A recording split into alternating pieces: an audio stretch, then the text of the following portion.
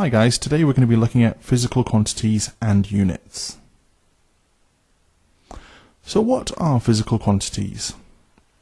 Well, all physical quantities consist of numerical magnitude and a unit.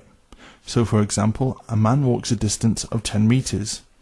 Well, the 10 would be the numerical magnitude, the amount, whereas m is the unit, telling you in this case meters. The System International Units. The International System of Units is a modern-day form of the metric system and is the world's most widely used system for measurement. You've got mass, which is measured in kilograms, length, meters, time in seconds, current amps, and temperature Kelvin, and finally also the amount of substance, the mole, which you'll see in chemistry, but if you're not taking the A level, you're only doing the AS, you'll not come across it. So the Kelvin scale might be something you've never heard of before. Well, the Kelvin scale is a temperature scale, and it's actually using something called absolute zero. That's the temperature at which all thermal motion ceases. If you imagine atoms vibrating, eventually if you cool an atom cooler and cooler and cooler, all that kinetic energy eventually just goes, there's nothing left, and that's absolute zero. And to go from Kelvin to degrees, well, to go from Kelvin to degrees, you minus 273.15, and to go from degrees to kelvins, well, you add 273.15. Derived units. Any units that we use in physics can be expressed in terms of products of SI base units. So, for example, force, well, the common unit you will probably be aware of is newtons. But newtons we can actually express in terms of these System International units. So we can use the equation F equals ma. Well, m is measured in kilograms, and acceleration from GCSE, you should know that it's meters per second squared, so ms to the minus 2.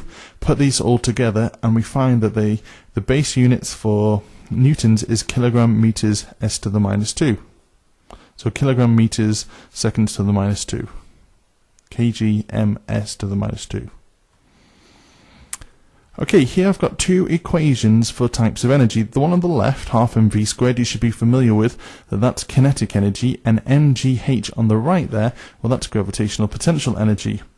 Now, if I take half mv squared apart, so I've got a half times m times v, and I look at the base units for each of these, well, a half doesn't have any units, it's just a value. Then we've got m, which is mass, which is in kilograms.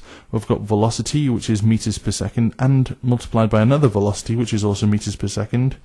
So I find that the base unit combination for kinetic energy is kg, kilograms, meters squared, s to the minus 2, seconds to the minus 2. So kg, meters squared, seconds to the minus 2, kg, m squared, s to the minus 2. And if I look at gravitational potential energy, so mass times gravitational acceleration times height. Now, mass is also measured in it's measured in kilograms. Gravitational acceleration, it's an acceleration, so it's meters per second squared. So ms to the minus 2. And h, height, or the height, is a distance measured in meters. And if I work through them, I actually find I get kilogram meters squared s to the minus 2.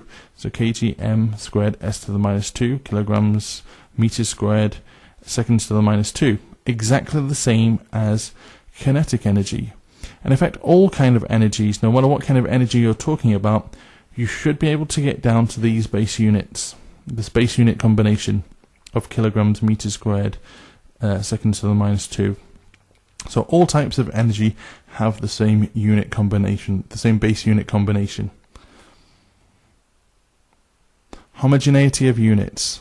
All additive terms in an equation must have the same base unit combination. This rule can be used to check for errors.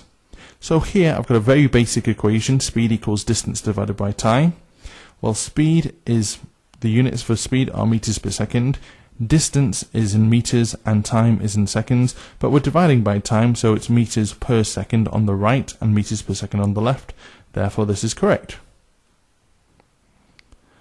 Okay, and finally, you guys need to be aware of some prefixes. So you have to learn these, I'm afraid, off by heart. We've got the name pico, and its symbol is a p, and the multiple is 10 to the minus 12. Nano, which is a little n, and that's 10 to the minus 9. Micro, which is the symbol mu, which is 10 to the minus 6. Milli, which is a small m, that's 10 to the minus 2. Centi, a small c, which is 10 to the minus 2. And deci, which is a small d, lowercase d, 10 to the minus 1. And on the other side, going the other way, we've got kilo, which the symbol is a lowercase k, which is the multiple of 10 to the 3. Mega, capital M, which is 10 to the 6. Giga, capital G, 10 to the 9. And finally, tera, big T, capital T, 10 to the 12. Okay, guys, hope that's been useful. Bye for now.